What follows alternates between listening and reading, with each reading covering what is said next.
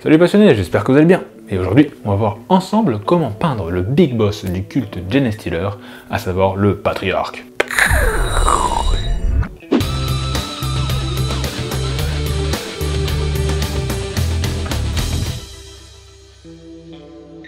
Alors, le patriarche, c'est le big boss, c'est le maître de l'assemblée, c'est Dieu sur terre le mec. Du coup, il faut vraiment qu'il se différencie du reste de l'armée, qu'il ait de la prestance et qu'il incarne le charisme.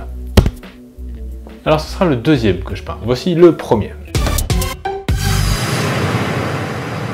Cette figurine fut la première où j'ai vraiment fait beaucoup de choses à l'aéro. Par exemple, les stries des muscles que l'on voit dans sa carapace ont été peintes et éclaircies à l'aéro. C'est également sur cette figurine que j'ai fait mon premier OSL convaincant. Et oui, le dernier OSL avant celui-là, c'était mon Dark Angel. Du coup, comme j'en avais un nouveau sur grappe, je me suis dit que j'allais le peindre un peu mieux que l'ancien et qu'on pourrait voir la différence ensemble. Le premier que j'ai fait a été fait en 2016 et celui qu'on va voir dans cette vidéo a été peint en juin 2019. Donc pour commencer, j'ai sous-assemblé le patriarche pour avoir accès à chacun de ses membres sans aucune gêne. Au moment où j'ai commencé à filmer pour le patriarche, j'avais déjà fait le socle et je vous expliquerai au moment opportun comment j'ai fait. Je veux que le patriarche soit d'un bleu très sombre, qui renvoie l'idée qu'il peut se fondre dans l'obscurité pour trouver ses proies vraiment facilement. Pour ça, je fais donc une base de Contour Blue, le bleu le plus sombre de la gamme Citadel.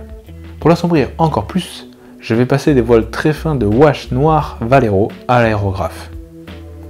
Je vais le faire en adiral de façon prononcée, mais également de manière générale pour avoir, après la future étape d'éclaircie, des ombres aussi naturelles que possible.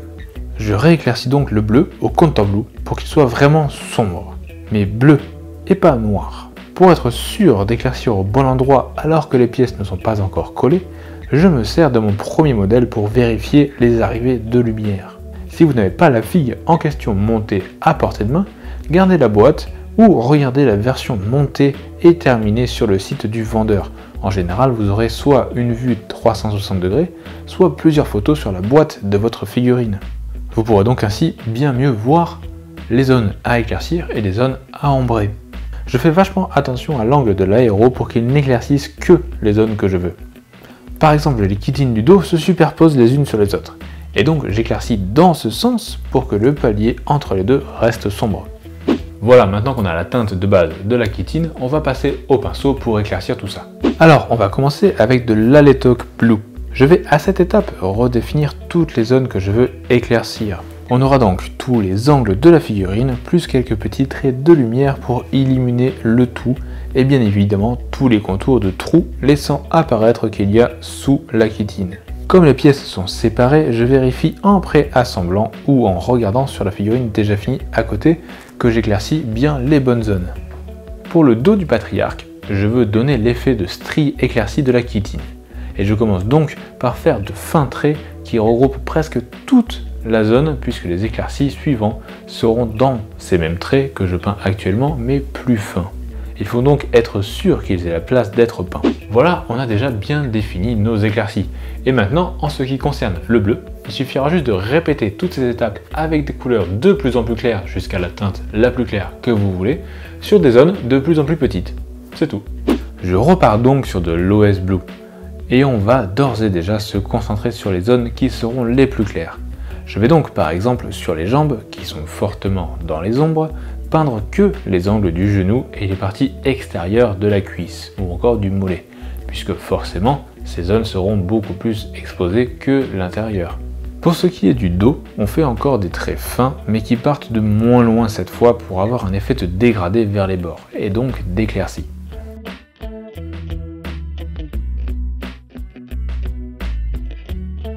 Et maintenant on va encore éclaircir la chitine une dernière fois avec un mélange de Blue Aurore et d'OS Blue à 50-50.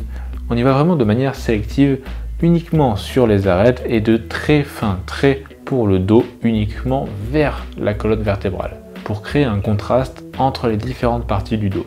Et voilà, c'en est fini pour la chitine. Maintenant je vais masquer la pâte qui est sur le gros tuyau pour pouvoir le baser à l'aérographe. Mais juste avant, on va voir comment j'ai fait le socle. Cette pièce et ce crâne viennent de kit Games Workshop, de socles qui ne se vendent plus aujourd'hui. C'est une tête en résine et une plaque de métal que vous pouvez poser directement sur le socle. Quant à la texture, il s'agit juste d'une texture Game Workshop tout à fait standard, l'Armageddon Dust que j'ai ressous-couché. Je base le tuyau en Gunmetal Air de chez Valero parce que j'avais la flemme de diluer du Leadbeater.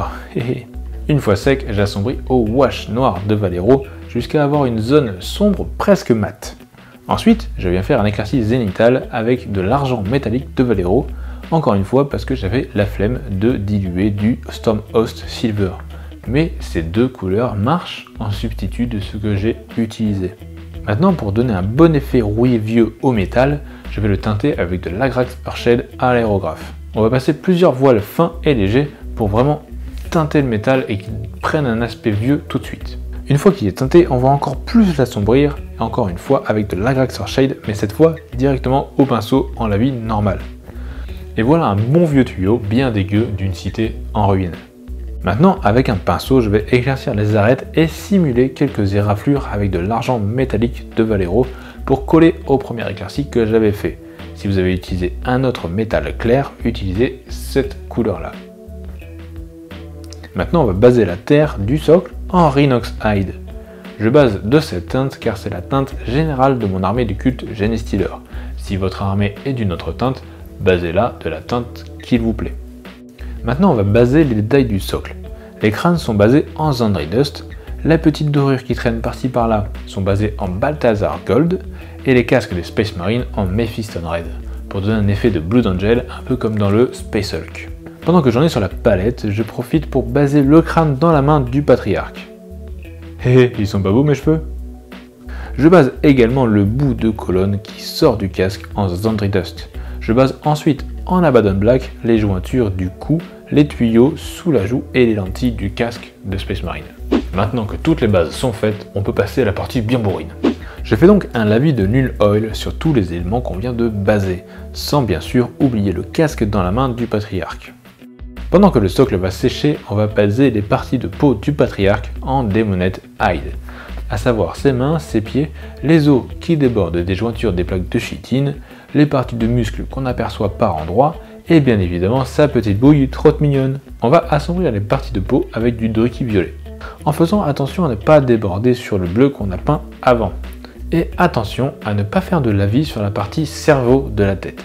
Cette partie va être faite en Carabour Crimson pour contraster et que le cerveau sorte du lot. Parce que bon, c'est quand même vachement intimidant comme truc. Pour renforcer l'effet d'ombre, je vais passer une deuxième couche de Druchii violet sur les parties nadirales de la peau. J'essuie grossièrement avec mon doigt là où je veux que ça s'arrête. Ça permet de faire une transition moins brutale qu'un coup de pinceau. De même, avec le Carabour Crimson sur le cerveau, je repasse une deuxième couche. On va laisser un peu le patriarche tranquille et repasser au socle le temps que le lavis sèche. J'éclaircis le socle avec un brossage à sec du Chaptibone. Je prends un pinceau fin pour éviter de débander sur les détails du socle. Je refais exactement la même étape en plus léger avec du Screaming Skull. On va s'attaquer aux détails maintenant. Je fais le premier éclairci des crânes au Zandri Dust, puis un éclairci final à l'Uchatibone pour les crânes.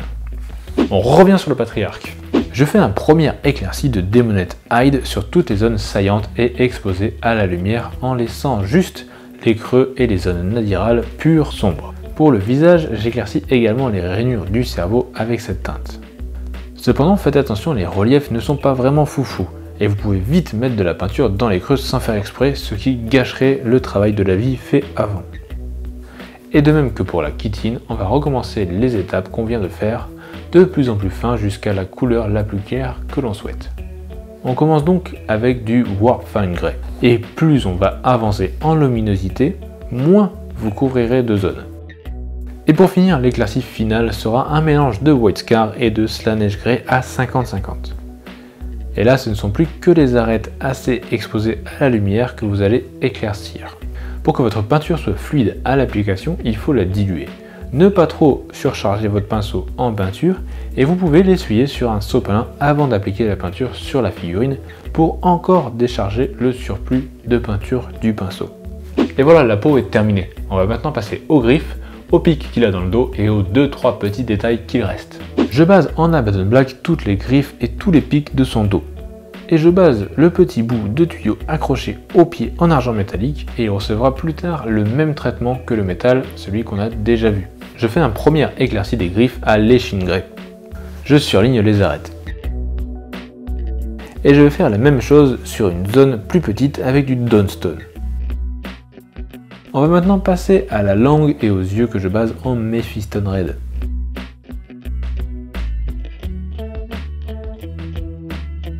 Retour au socle où je vais baser en Célestra Grey les parties visqueuses qui entourent certains détails. Une fois sec, on va teinter ces parties en Lilac Oxide. Voici le résultat une fois sec. Et on va améliorer ça en faisant un petit lignage d'Ultuan Grey. On va maintenant baser en Zandri Dust les dents, ainsi que les deux petits crochets du bout de sa langue. Après, on va assombrir les dents et la langue au Null Oil. On va maintenant éclaircir le casque à Levilson Scarlet, uniquement du surlignage, et on va également à l'Abaddon Black peindre l'intérieur des trous qui sont sculptés dans ces casques et simuler d'autres en faisant des traits fins d'Abaddon Black dans un trait plus épais d'Evilson Scarlet que l'on aura fait plus tôt. Je vais aussi éclaircir à Lucheptibone la colonne vertébrale qui sort du casque de la main du patriarche. De la même façon que pour les casques et la colonne vertébrale, puisque les peintures sont sur ma palette, j'éclaircis la langue et les dents respectivement à Levilsons et à Luchepti.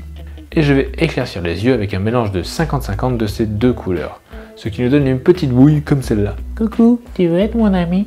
À ce moment de la peinture, si vous ne voulez pas rajouter d'effet de style particulier, là vous avez un patriarche tout beau, tout propre, qui sort juste de son lit, tout frais le matin, bien coiffé, bien propre. Vous pouvez le coller et le jouer tel quel. Moi, j'ai préféré rajouter quelques effets de style, et on va voir ça tout de suite. Je mets du Blood for the Blood God sur la colonne vertébrale et dans le cou du casque que tient le patriarche. Parce que bon, quand même, une tête coupée, ça saigne. J'en mets également sur les casques du socle qui coulent légèrement sur le sol. Parce que bon, pas de jaloux, pourquoi l'un aurait le droit de saigner et pas les autres? Je fais le tour de mon sol au style Legion Drab. Pour le tour de socle, c'est à vous de voir, c'est très subjectif. Moi j'aime bien en avoir plusieurs différents pour que mes armées se distinguent encore plus les unes des autres. Mais c'est à chacun de choisir ce qui lui plaît le plus. Et maintenant, on en arrive à l'OSL du sort. Je voulais donner une impression de sort qui est activé dans son cerveau et qui sort par sa griffe. Je vais donc illuminer le bout de sa griffe et une partie de son cerveau. Oui, absolument. Chez le patriarche, c'est le cortex cérébral droit qui lance les sorts. C'est pour ça qu'il se gratte ce côté-là de la tête. Je commence le premier éclairci avec du Fire Dragon Bright, à l'aérographe. Attention à ne pas oublier la main en contact avec le cerveau, vu que vous peignez sur des parties qui sont encore séparées. Je fais ensuite le deuxième éclairci au Dorn Yellow, pour que ça pète bien au niveau des contrastes avec la majorité sombre de la figurine. Maintenant je me retrouve avec la teinte la plus claire, et souvent, quand on fait des OSL à l'aéro, on pose des pâtés un peu plus gros que prévu pour les éclaircies. Je passe donc au Troll Slayer orange qui aurait dû être la couche de base pour atténuer l'espace pris sur le crâne et prolonger l'effet d'OSL sur la griffe.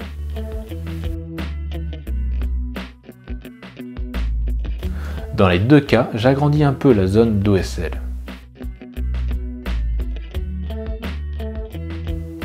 Maintenant, tout doucement au pinceau, je viens augmenter l'effet central de lumière au Dorn Yellow avec un surlignage des veines du cerveau et des griffes qui vont se fondre dans les teintes les plus sombres de l'OSL. On tire l'éclaircie. Et pour finir, super glue, collage et hop là, c'est terminé.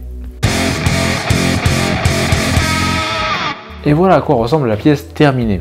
J'ai essayé de détailler toutes les étapes pour vous apporter le plus possible sur la peinture de ce patriarche. Dites-moi en commentaire si ça vous a aidé plus que d'habitude. Et voici donc la nouvelle version des photos communauté. Le GOP étant fini, je choisis une figurine sur ce groupe par semaine ou qui a été envoyée à l'adresse mail en description pour ceux qui n'ont pas Facebook. Mais venez sur le groupe, c'est quand même très sympa. Et tant qu'on est hors Game of Paint, je ferai des photos communauté à la fin de la vidéo. Et ça sera suspendu pendant les Game of Paint, puisque vous passerez dans les vidéos Game of Paint. Haha. Aujourd'hui, j'ai choisi une photo de l'avant-dernière semaine du GOP, parce que j'ai vraiment trouvé génial ce diorama vraiment stylé d'un orc qui s'est cru dans GTA pour gagner quelques dollars en cascade trop folle. Tout est vraiment très joli dans cette figurine. J'adore le diorama général, j'adore l'orc, j'adore le fond que tu as mis pour la photo, j'adore la peinture, vraiment. En général déjà j'aime bien les dioramas d'orc, mais alors là c'était vraiment une très bonne idée et très bien réalisé. Bravo à toi. Vraiment du très bon taf. Et voilà, c'est la fin de ce petit tuto. J'espère que ça vous aura plu et j'espère que vous aurez appris quelque chose. Si c'est le cas, n'hésitez pas à lâcher un petit pouce bleu à la vidéo, à laisser un commentaire, à la partager, c'est vraiment le plus important pour la chaîne. Et n'oubliez pas de vous abonner au clocher pour ne pas rater la suite des vidéos. Et en attendant la suite, je vous dis bonjour, bonne peinture, ciao.